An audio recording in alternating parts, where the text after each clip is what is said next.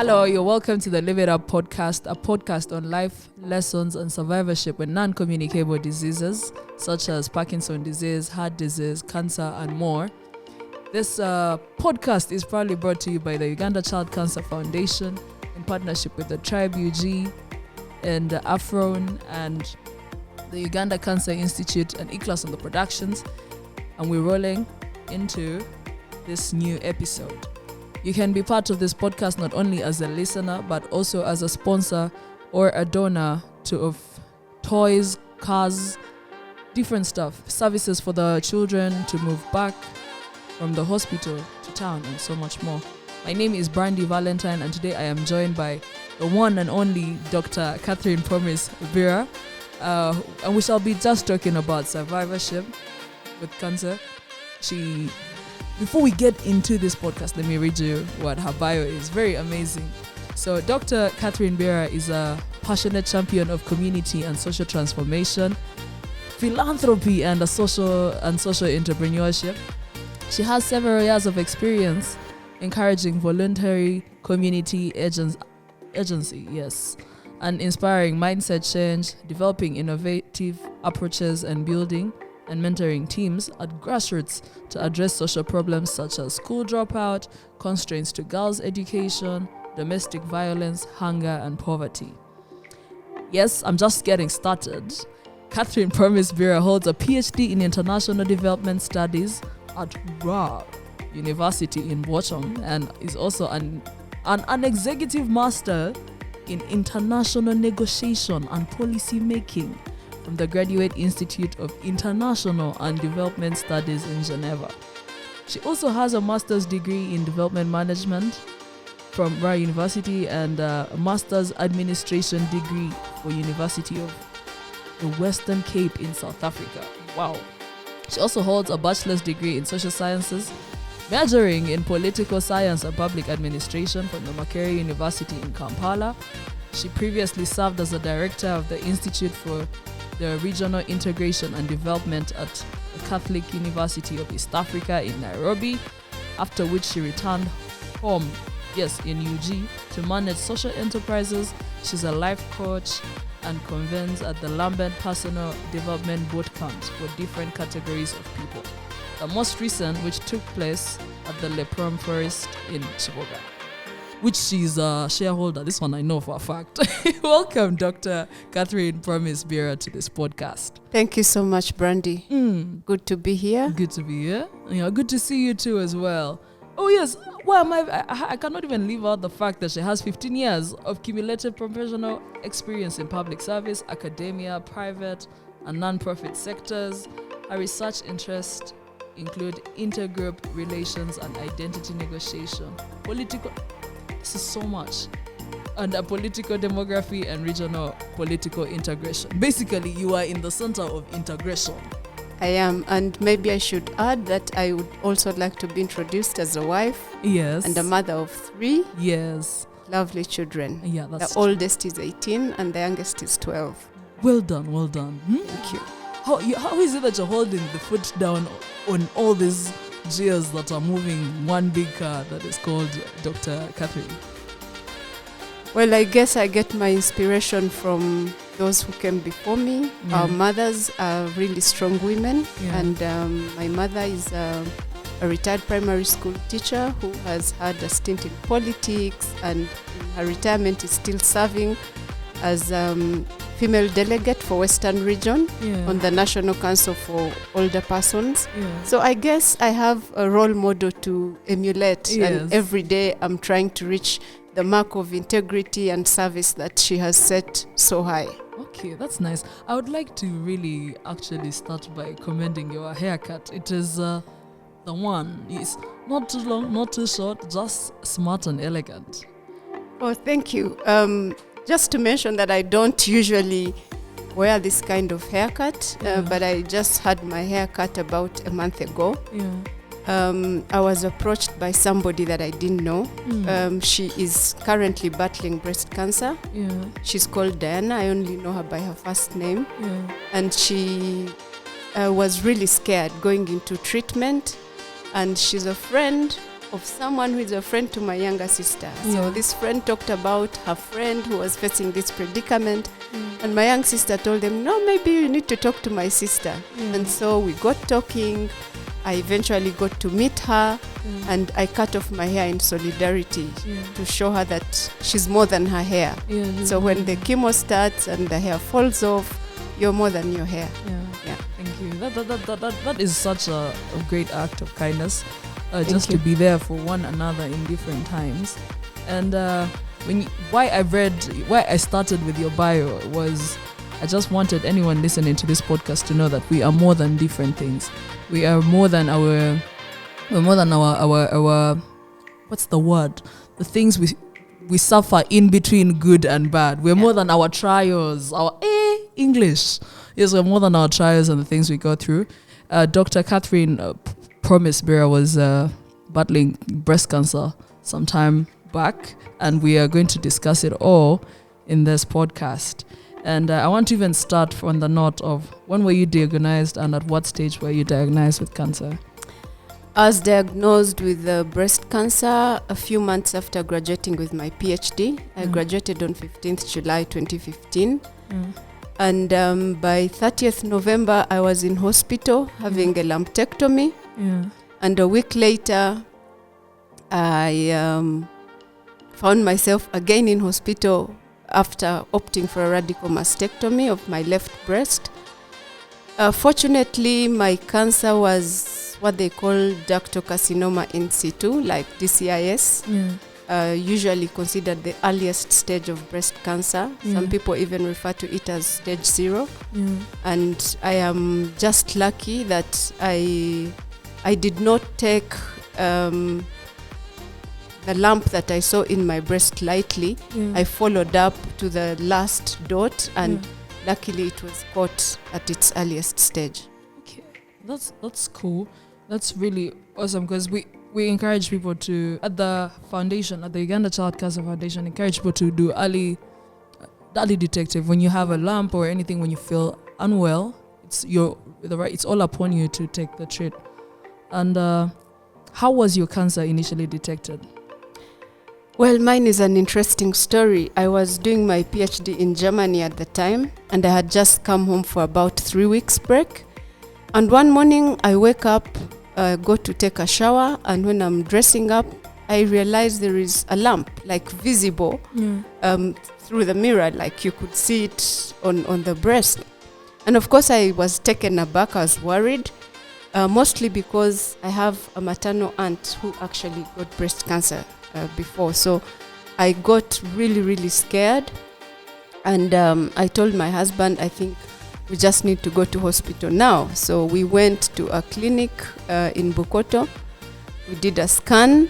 The doctor said the cyst looks benign from the scan, and he asked me, do you have a history of breast cancer in the family? I said, yeah, we do have a history of breast cancer in the family. Then he said, okay, in that case, I would recommend a mammography. So I went to Nakasero Hospital, had a mammography. The results came out confirming the same, that the lump looked benign. I went to a family doctor, gave him the results, and he said, maybe you should go see our cyst specialist for a biopsy. And for me, the word biopsy is really like scary. Every time people talked about biopsy, it was like, oh, they're going to cut this thing and they're going to spread the cancer. And I only had 2 days to return to Germany. So I told him I only have 2 days. I don't know if I can handle this right now. Maybe I follow up this situation with the doctors in Germany. And he said, yeah, I think it's a good idea. So I went back, informed my supervisor that I have a health scare, and I went to a doctor. I wrote the first draft of my dissertation like in 1 month. And I went to a doctor. It was a lady gyne. She did an advanced scan, told me, well, I can see all the cysts in your breast, and it was taking all specific measurements. And she said, the cyst you've come complaining about actually looks benign, but there is one that does not look like the rest, but I am sure it's not cancerous. So you come back after 6 months. And I told her I don't have 6 months in this country. I'm winding up my PhD. I'm going back home. She said, in that case, maybe I give you a referral to a big hospital with a breast center. Yeah. So she gave me the referral, and like a week later, I got an appointment, went to this hospital with a Ukrainian friend of mine, and we saw an oncologist, and he too did a scan and told me, oh, you're very healthy, just go away. And I left. But something in me was not, I wasn't really comfortable having this lump, because I kept reading about it. Like, does a lump start benign and can it turn malignant? No one had done a biopsy, no one had taken cells from it. So I really wasn't comfortable. So when I finished the PhD, graduated, came back home, this thing was possessing me. I was looking old, like I had all this stress from the worry. And so I told my husband, you know, we've had this thing checked out in different places. Maybe let's just go to India and have this checked out, because I know that they will not mishandle the situation. So we went. They did a scan as well. After doing the scan, they said, actually it looks benign, but asked me if anyone did a biopsy. I said no. So they inserted a needle and removed some cells, and the test proved inconclusive. And I said, I'm already here. I came here to have this thing removed. Yeah. So please, I just want to have it removed. They said, we'll have to go to theater. I said, fine. We went, they removed the lump and examined it. And it still wasn't clear. It looked like something in transition. It wasn't presenting as clearly benign, nor was it presenting as clearly malignant. So they asked me to give them 5 days to send the tissue to another lab and have advanced tests done, which happened. And about 4 days later, I saw a team of 4 doctors walk into our room and say, unfortunately, we found the cyst was malignant. So that's how I got to know that actually it was a cancer. So I'm glad that I refused to be comfortable with something that was abnormal in my body and, you know, pursued it up to the last bit. And so that is how I got to know about it. That you get B for bold, because you really pushed on, yeah? Because I'm imagining after all these people saying all this thing, you're like, okay, maybe. Yeah. And then later down the road, you find you're in bigger trouble than you thought. Yeah, I guess having an aunt who had had a breast cancer at an advanced stage, struggled with it for 2 years, went to the liver and killed her. I kept looking at her situation as this was a sacrificial lamb of the family, so that none of us ever has to die of breast cancer. True. Yeah. How did you feel when you first received the news? Well, it was shocking. We were in India, my husband and I, just the two of us. These doctors walk in, give us the news, and you just feel paralyzed. I didn't cry. I didn't even know the emotion to have. But they tried to give it to me, you know, with they encouraged me. They told me, look, you've come here early, and this is a disease that can be beaten, so you don't have to get into all this despair. And I asked so many questions. I had been reading, researching a lot. We engaged in a very meaningful conversation. But when they left, that's when it really hit me. Like, I turned, looked at my husband, and I just broke down. And I wasn't crying I was crying for him. Like, I looked at this man. He had stayed in Uganda taking care of children. As I went away to study, and now when all, like, you've accomplished everything, it's time to come and like scale the heights. This is what you're having to deal with. And so we went through that stage. Did the I did the crying, he did the encouraging. And we decided on a course of treatment. He said, I think now that you're already here, maybe it's better that you stay. Let me go home, look for money, and you continue with the treatment here. So Yeah, it was scary, but after, talking about it, going for the second operation, when I did the radical mastectomy, because I did it after the diagnosis, I opted for it actually. And he told me that during the operation, he read the entire book of Job. And after reading it, he got the courage to face this situation. And when I came back from theater, he said, you know what, Catherine, you are going to beat this. You beat it so bad, it will never come back. So I managed to go into the next phases of the treatment with courage, with hope, with faith. And I think that helped me a lot. What was your biggest self-discovery or revelation after you were diagnosed? Probably the fact that you may not do enough, to prevent yourself from getting these kinds of illnesses.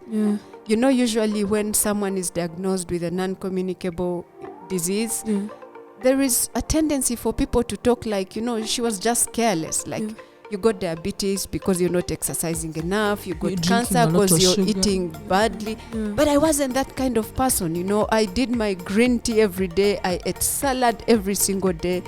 But it still happened, So I realized that we need to do our part, to live a healthy lifestyle. And I know that living a healthy lifestyle actually helped my body to fight. That's how it was able to contain the cancer from, getting invasive and all. But yes, maybe it gave me the reaffirmation that even though you still get an illness, despite all that you have done, it's still worth it that you did it, because it could have turned out different. Also, I feel like one of the biggest self-discoveries people make in this time is you're much stronger than you think. Well, I think I consider myself generally a strong person. Okay. And I didn't think that I could break down from this. Like I said, well, okay, we are at war and I'm ready for it. I'm going to fight. But of course, sometimes those episodes come when you're just down. You get beaten, you lose faith, you wallow into self-pity, and it's just, you go in and out of small episodes of depression and stress and all. But I think faith is key, and the story that you tell to yourself. Because for me, I've always known, and I'd always told people as an encourager, that I have only this choice, either to support my body to fight by showing it that I have not given up on it, or to wallow in self-pity and sabotage the healing process. And I chose the former. And I'm proud that you did. Did you have a support network? If not, how did you overcome it and find one? Except your husband, because you have made that clear. Really. The support network, I was in India, and I didn't get to know of any a support group for cancer patients, but I just was living in an apartment that had many other patients from different parts of the world for treating different stuff. There were people who were 3 times in India for cancer treatment and all. And we sat, we talked, we had Women's Day, we celebrated Women's Day as women from different parts of the world, even in our state of illness and battling non-communicable diseases. And I think friends were really, really key for me at that time. I have 2 friends that were my former workmates that I would like to mention. One is called Stella Chigozi. The other is Eva Nachimuli. At the time I was diagnosed, we wanted to keep this information private, to share it only with close family members and close friends, just to avoid the stigma for my children and all those things that come with that kind of diagnosis. And these friends kept it to themselves. But they went as far as, flying to India, using their own money to come and visit me.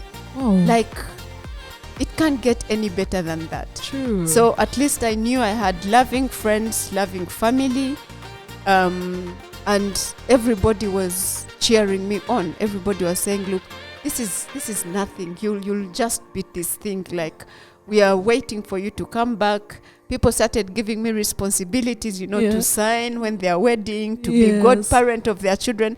They literally walked into the battle, like when I should have been retreating. And that gave me all the courage to move on. Okay, that's cool. Maybe to also mention that I realized that people react differently to this the diagnosis, and I eventually found quite a number of Ugandans that had also come to India for treatment, and many of them were damn scared, like they were really scared. So I used to move from one room to another, encouraging people and telling them, look, we are going through the same thing, but I still can afford to smile, so you too can afford to smile. Like if you go into it really scared, you're already compromising your chances of getting well. And it really helped. We did that. I did that for a Nigerian lady that I met, a Ugandan woman, a Rwandan, a Ugandan guy.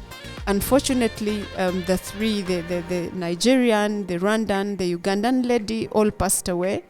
But the Ugandan guy is still alive. And I'm glad that I was able to use my own pain, my own experience, to encourage others and give them courage to go into battle, like with the right mindset. True. Yeah. Well done. Thank you. How much stigma did you receive, or do you receive? Because there is a whole case of, there's a lot of stigma that goes on when people have battling different diseases and illnesses. Yeah. I think the stigma issue is something that is we really need to talk about, and we really need to confront, because it's something you're never really ready for. I'll give an example. I have this grandmother, like she's a loving grandmother, but every time she would see me, she would start, mwana wanje yafa.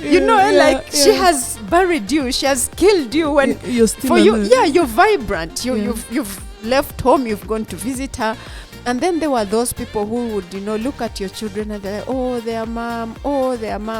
And it's just, I think what helped me was actually being away, because when I came back and I finally wanted to share my story with a few friends, I would call someone and say, I didn't tell you, but I had been going through this. Now those people start crying, they break, and I'm like, guys, I'm past that stage. I am no longer in that, but it does happen a lot. People write you off. People, there's a friend that I just had to let go of, like someone who said, the grapevine has reached me.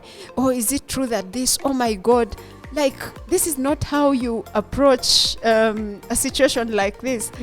And some people just stop taking your phone calls. Maybe they think you are going to start asking them for money to contribute for medical expenses. It's sad, but I think the beauty of it all also is that a diagnosis like this, a situation like this, any challenging situation, reveals to you who really are your people, and those who really you need to offload. So you get out those who just coil on the first sign of thinking that you're going to need them, and then you also learn to value those friends who are ready to stand with you regardless of the situation that you're going through. That's awesome.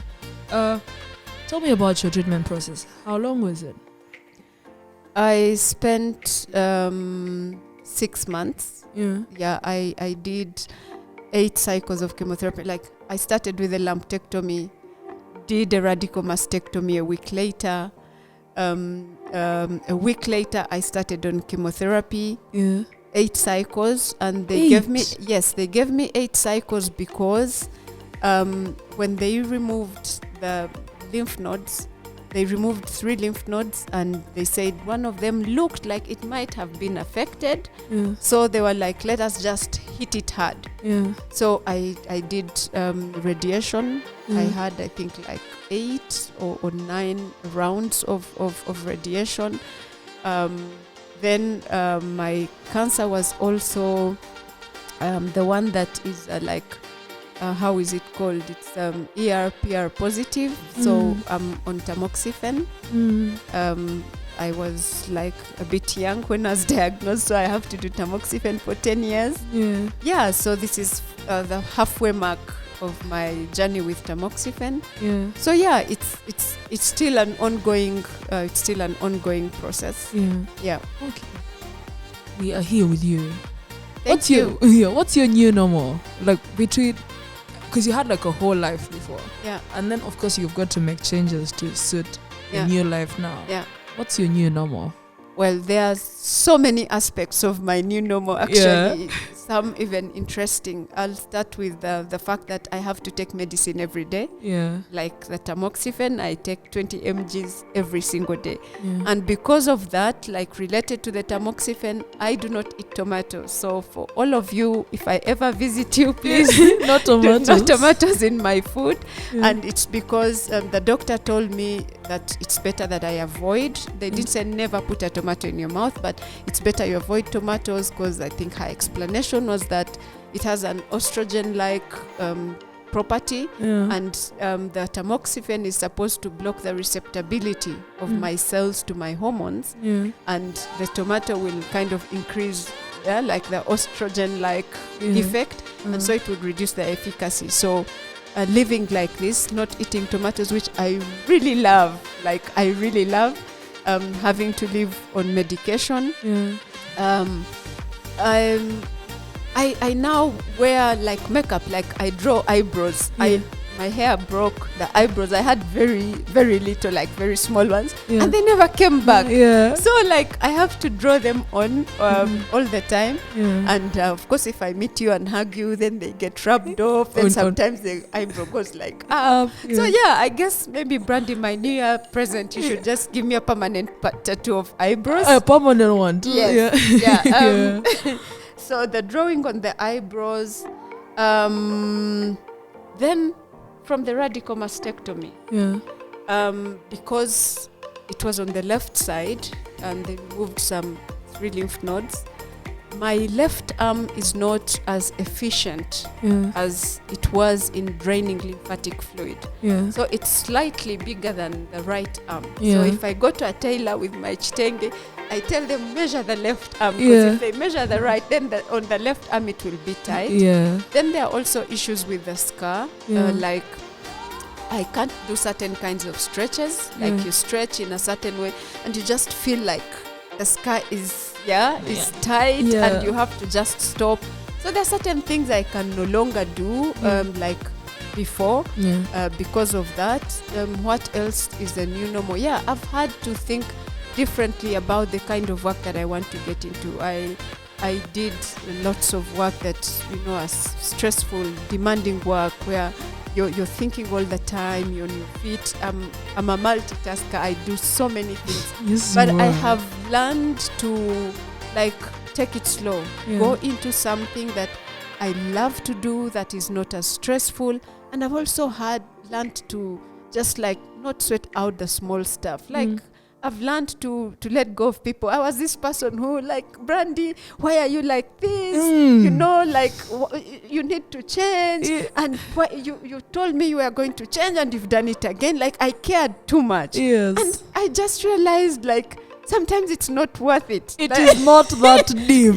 So I've just learned to let go of certain things, to walk away from certain kinds of people, to be to just give myself a little more peace and cut myself a little more slack. And to like be able to go out there and eat an ice cream without feeling guilty, like this could have paid someone's school fees. I was that kind of person. Every money you make, you see a plot of land. No, not a plot of land. I'm looking at the children, the school dropout children, like this could buy books for 100 kids and I'm here eating it, But I learned to be kinder to myself. That's really kind to say, actually. Now that I'm also not thinking of it. What can we do? I understand that you got your treatment from India, but also between then and now, I'm very sure you got to interact with the country as a whole when you are searching for some of these services. And what do you think we should do better to improve cancer care in Uganda? Well, I think we have probably a big cancer burden. But I think maybe we underestimate what the interpersonal relationship between a patient and their caregiver can do for the patient's psyche and their ability to fight. So I would wish, even not just for cancer, but generally that,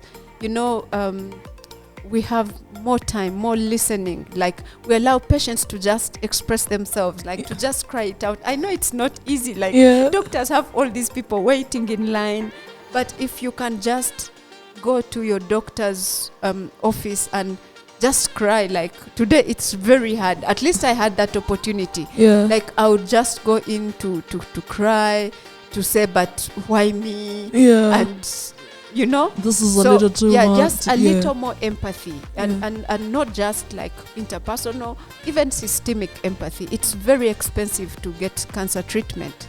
Like people will die from just knowing that they have been diagnosed and they can't imagine where they'll get the money from. People are selling land and then you recover and you go home to nothing. I think we need more systemic attention, insurance and stuff like that, like much more interventions that can help to lessen the burden, the psychological, the emotional, the social and the financial burden on patients. And maybe more of what you're doing, like putting the positive stories out there, because one of the biggest challenges is the despair that comes with the diagnosis. That's true. And also I feel like that's very important, because one case people have met that has cut across is support groups. Just a place where you can just be to meet people who are able to listen and you're able to listen as well, and just I agree with you on the support groups. And I need to add that I think not all people are cut out for support groups.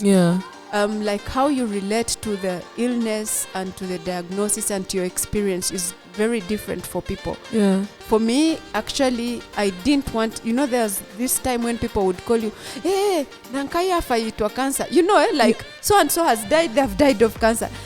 Look, I'm trying to beat this thing. And every day you're giving me a phone call and telling me about people who have died.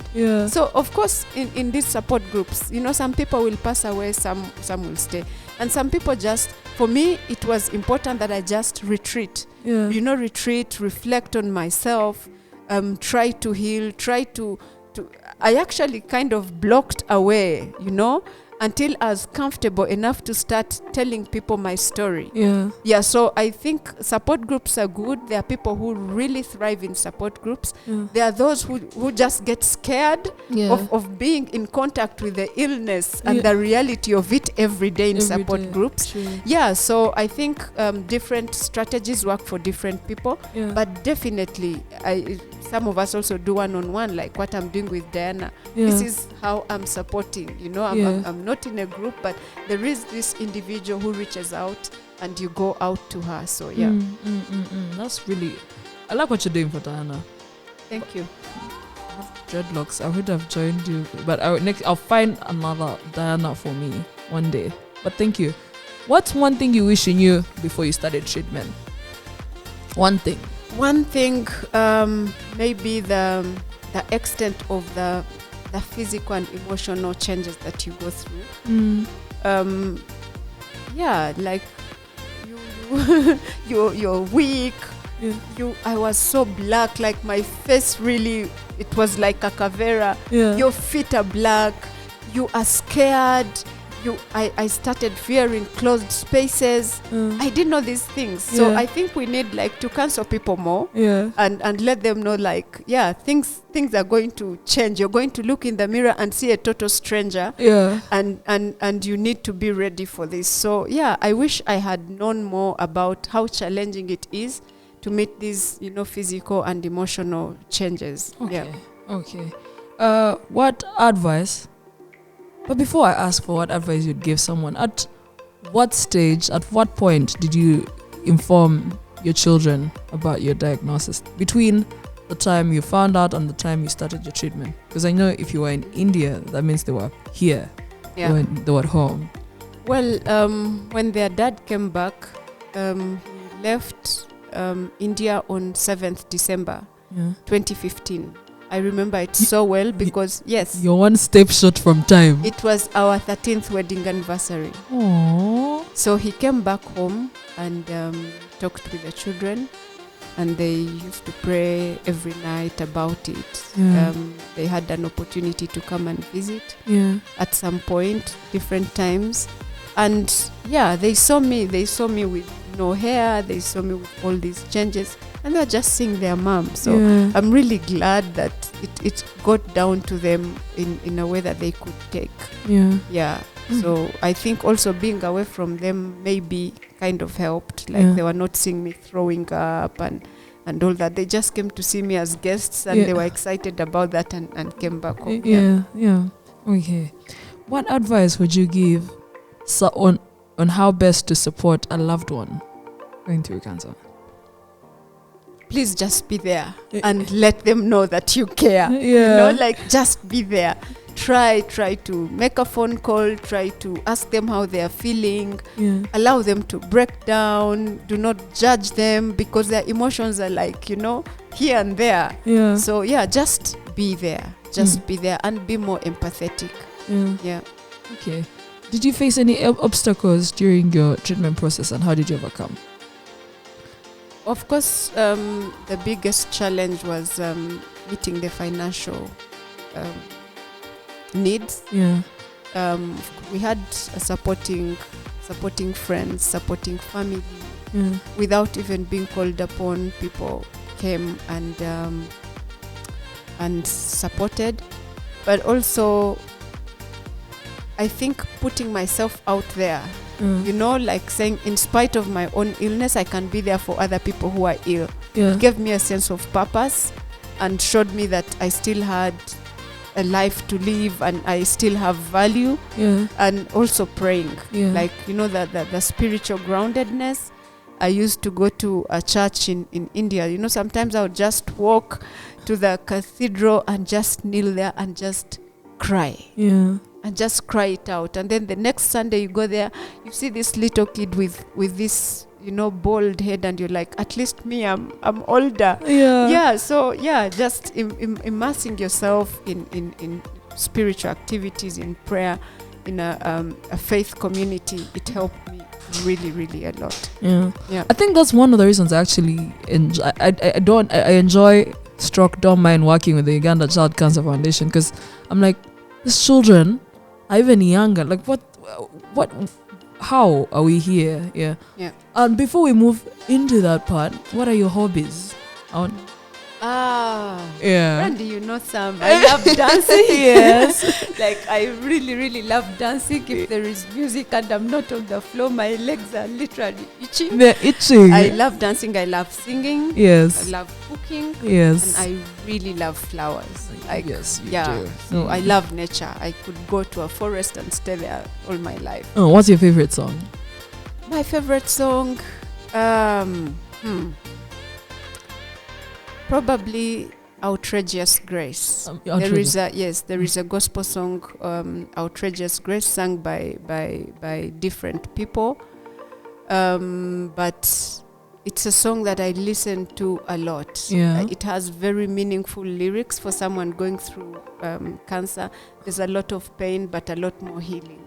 Yeah. Okay. Now, when we find out who your favorite artist is, then we are able to gauge something. So, Urban. Well, I like lots of gospel music. Yes. I do City Light. Yeah. Is good. I love Fernando Ortega. Yeah. Also, Fernando Ortega. I know there's another one you like. If you don't say them, we're not going to finish. We're not going to finish. Of course, there is this other band everyone knows me for, the Michael Lance to Rock. So, yeah. You're the campaign manager for Michael and Stu. Yeah. But as we come to the end, I want to ask one last question. What message would you give to women in the community and women generally? Yeah. I know you're passionate about girls. Please do not be afraid to go for testing. Yeah. Like, you suspect anything, even the routine test is important. Yeah. I have lots of friends who have been diagnosed with, stage 3. Yeah. And they tell you, like, I saw this 2 years ago and I just got scared. Yeah. Like, you see, whether you're scared or you're not scared, if it is there, it's there. It is so there. the earlier that we deal with it, the better. So please let us not be afraid of facing the reality, because the reality remains a reality whether we know it or we do not know it. So please, early testing, early diagnosis gives us much better chances of beating the disease. Okay. Yeah. All right. So we have we do this thing where we have an activity every week. And since you're our guest this week, please, what activity would you, a healthy activity that you'd encourage us to indulge in? I would recommend dancing and yoga. Ooh. Yeah. The combination is also now something I look forward to this activity. Thank you very much. You're welcome. I hope I'm flexible enough to activate the yoga. Yeah. And then we move to our joke of the day. Are you ready for our joke of the day? Oh yeah. Bam, bam, bam, bam, bam. Why did the farmer win an award? Why did the farmer win an award?